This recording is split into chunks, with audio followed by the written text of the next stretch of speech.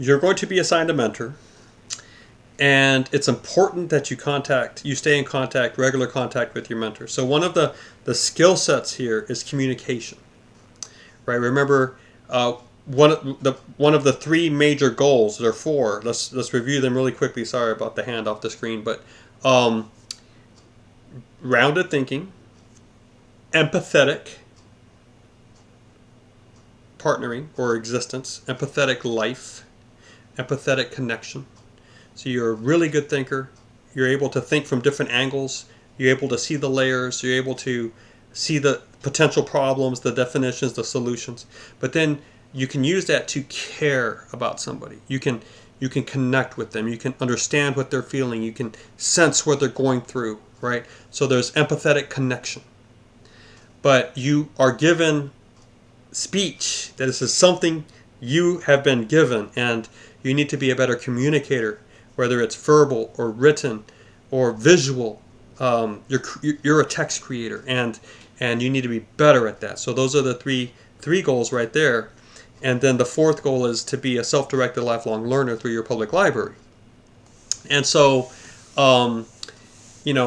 here there's a sense that as you talk with your mentor, you're actually engaging in that third goal, and the mentor is going to evaluate that in a loving way to see if you are responding to text on time, if you're responding to emails on time, is the tone you are using good for this type of communication.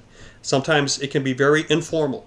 Texting is texting, but we might ask you to write emails in a more professional manner because we're thinking about you in your adult life and how you are going to have to email people. But also talking face to face, or talking on the phone, or talking through Zoom. Are you getting comfortable with that? There could be a great learning curve here. I personally went through that. I really, for a year or two, I really did not want to be a visual communicator. I didn't want to have streaming sessions. I didn't want to do videos. And then I realized that it was standing in my way of developing what I feel is my calling. And I had to make a choice. And then I forced myself to do it. And I don't know if I got better, but I got comfortable in front of it. And I'm comfortable now. I didn't ever think I would be comfortable through a Zooming session, a streaming session, live session with a class or with some students or with another professional or a teacher or an adult, a parent. So there's hope. There's hope. Trust me. Here's a little secret. Maybe it's not so secret, but I really, really, really, really did not like talking on the phone. I would avoid it at all costs. When I was growing up, I hated talking on the phone. And to this day, I still struggle with that sometimes. And I sometimes realize what a temptation it is to just disappear for a couple of days. And I try to fight that. Sometimes I lose and I quietly cancel a sign, because I just don't want to talk on the phone. And yet I know that it's a valuable thing. I know that it's like swimming to me, it's like swimming in a swimming pool, a cold swimming pool. It's like, I don't even know if I want to go swimming today.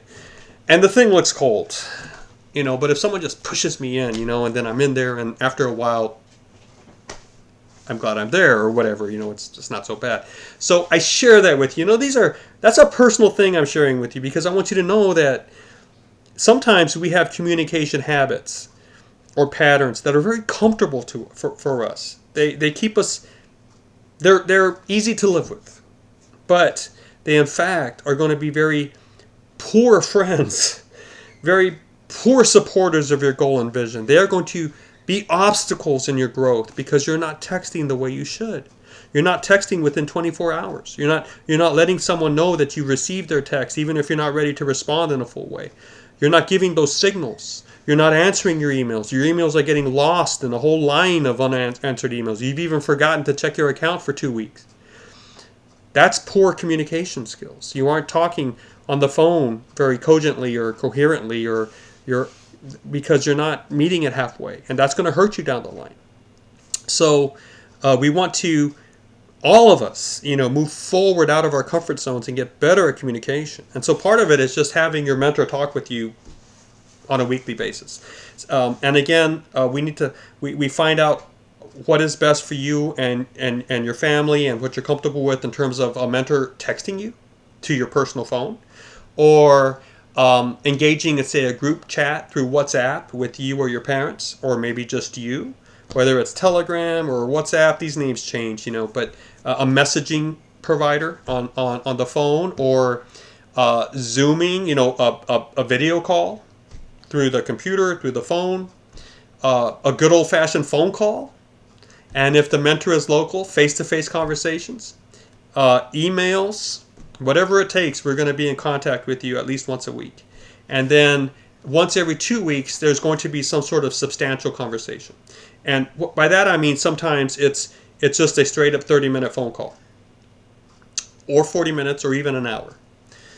But sometimes it might be, depending on how we agree to communicate, it might be a whole week of just 5-minute voice messages left at WhatsApp that we both access asynchronously. So synchronously is same time, right away.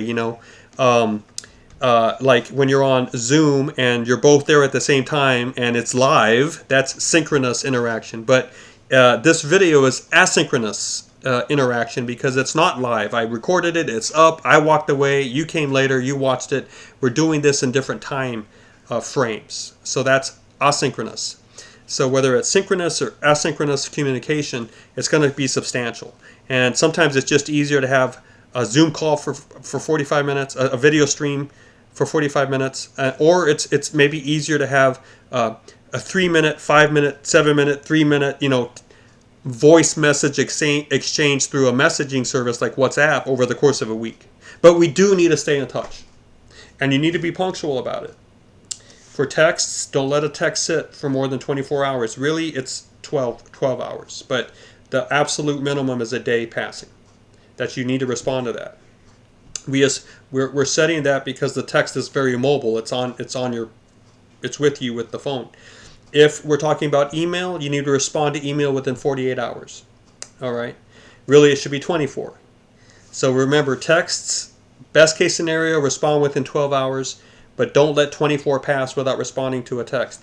Communication through email, it ideally, make sure you respond within a day, but do not let 48 hours pass without responding to that email. Even if the response is, hey, I got your email, I'm thinking about it, I'll have a better answer or a more prepared answer in another day or so. You can do that. That's how we do that all the time. But what is going to hurt you is if you don't give those right signals, and the other person doesn't know if you got it, if you're ignoring them, if you forgot, all this weird stuff. So that's one reason we have you calling and talking with the mentors. And you're going to be assigned a main mentor, and then every now and then you might be introduced to someone new, because that's also part of the process. How do you introduce yourself? How do you do the small talk? How do you establish some sort of rapport? And we want you to just remember that there is so much of this program that is built into the very fabric of the program that you might not even realize you're doing an assignment or you're in a growth movement, like a growth curve, because it's just part of the whole package, right? It's not spelled out as an assignment, but we know, we're watching, we're thinking through all of this, we're looking at it holistically as one large experience that is making you grow in different ways, and in good ways, and moving forward with your next step. And that's all we ask you to think about is your next step. Do not compare yourself to other students. Do not think about other people about this. It's what's your next step. Your next step is your next step, and we want to help you take it. And we want to help you get comfortable with it, your new normal, and then you take your next new step. And little by little, you move forward in a way that you can actually do it. And your way might be different from another way, from someone else's steps or whatever. You cannot be comparing yourself that way. It's just, this is your story. This is your life. And you learn how to, in a very good way, focus on that. Not a selfish way, but an honest and clear and good way in terms of designed for self-growth, so that you can then turn around and help the community better by being an empathetic partner, and a merciful, kind, loving person. And what kind of person do you want to be? You've got to make those decisions now, and we're trying to build some of that into our program. Now I ask you, how in the world are you going to grade somebody on that? How are you going to test somebody on that? That's why we don't even bother. And instead we say, if you get good people matched up with students, the students will learn how to be good if we do this right and careful. And they need to hear people speak to them. They need to speak in return. Things happen in discussion. Things happen in the presence of others. That is very good in this process. So that's why we insist on regular and consistent and clear, as much as possible, communication. All right, so please do your part in this as well.